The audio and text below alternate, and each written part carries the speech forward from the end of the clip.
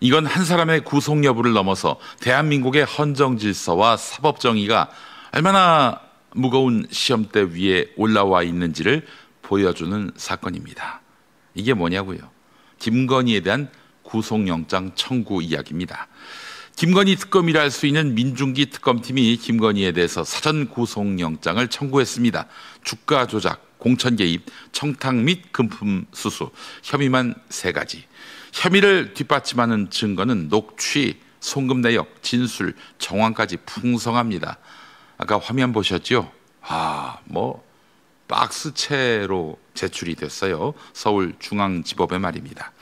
특검은 구속영장을 청구하면서 김건희가 혐의를 전면 부인하면서 증거를 인멸할 우려가 크다라고 밝혔습니다. 그런데 이 시점에 눈에 띄는 또 하나의 장면이 있습니다. 바로 윤석열. 특검의 체포영장을 거부하고 구치소에서 버티고 있다는 사실입니다. 어제는 큰 충돌을 빚었던 모양이죠. 의자에 앉은 채로 인치하려 했는데 윤석열이 강렬하게 저항했고 그러다가 바닥에 떨어진 것입니다. 크게 다친 것처럼 변호인 측은 떠벌리고 있지만 법무부는 그렇지 않다라고 반박하고 있습니다. 자, 윤석열 건과 김건희 건은 마치 두 개의 평행선처럼 보이지만 실은 하나의 궤도 위에 있는 사건입니다. 윤석열의 조사 거부는 결과적으로 부인 김건희의 구속 가능성을 크게 높이는 자충수가 되고 있습니다. 왜일까요? 김건희의 혐의 중에 일부는 윤석열의 행위와 직접적으로 연결돼 있기 때문입니다. 예컨대 공천 개입 사건, 김건희가 명태균의 청탁을 받고 여론조사와 맞받고 김영선 공천에 개입했다는 의혹. 그런데 그 공천을 실제로 밀어붙인 주체는 바로 윤석열이라는 게 특검 측의 시각입니다. 그렇잖아요. 본인이 윤상현한테 전화해서 관철할 수 있도록 하겠다라고 말을 하잖아요. 또 건진법사를 통해서 통일교 측 인사가 고가의 선물을 건네며 현안 해결을 청탁했다는 의혹도 사실은 실질적인 해결 능력을 가진 사람이 바로 대통령 윤석열 아니었습니까?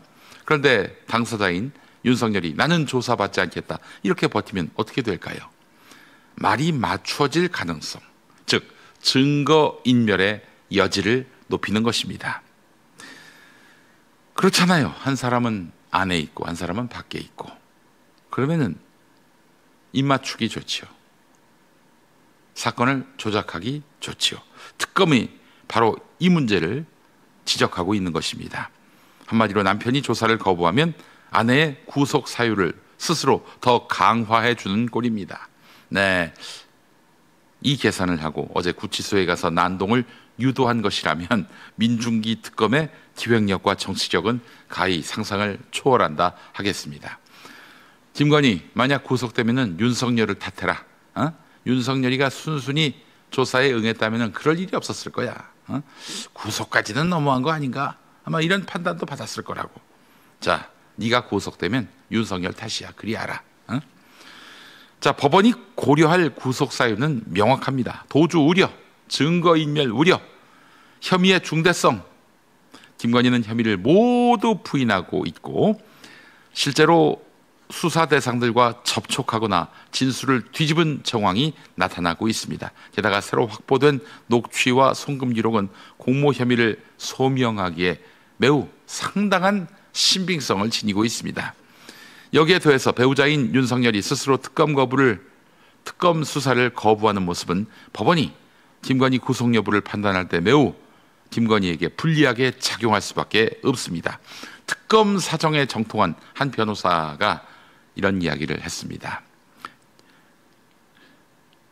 김건희의 구속 가능성 100%다. 100%. 왜냐?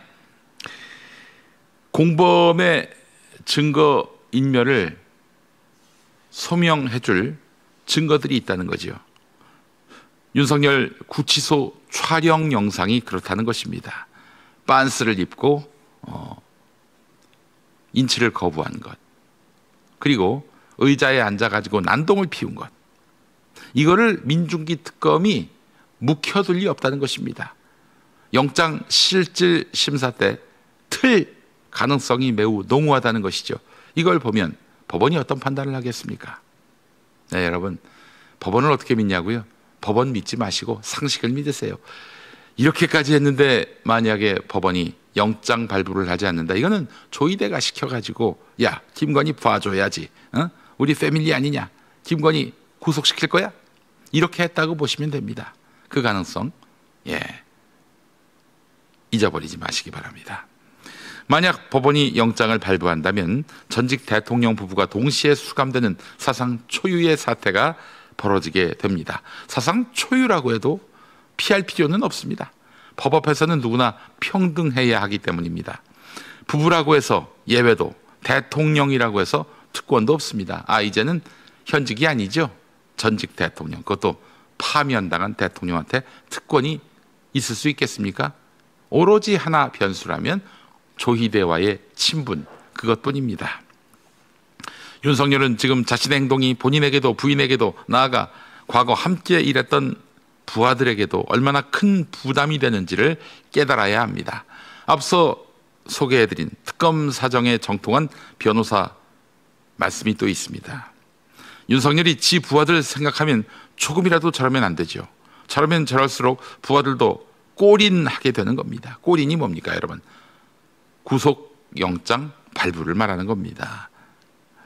우두머리가 조사 자체를 저렇게 거부하면 자기 부하들을 사지로 몰아넣는 격이지요. 윤석열은 부하의 안위 따위는 쌈 싸먹으면서 과거 책임을 다 떠넘겼죠.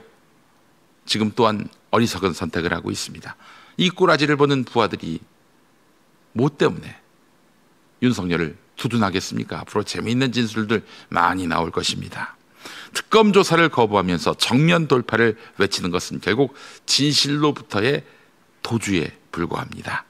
이제 공은 법원으로 넘어갔습니다. 윤석열에게 온정적인 조희대 대법원장이 굉장히 아끼는 후배라고 합니다. 정재욱 판사, 이 사람이 영장전담 부장판사인데 그가 법리를 쌈 싸먹고 김건희 손을 들어준다?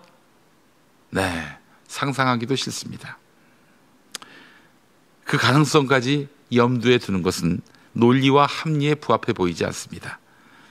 그러할지 아닐지 대한민국 사법 시스템에 명운이 달린 순간입니다. 8월 12일 오전 10시 영장실질 심사가 예고돼 있습니다.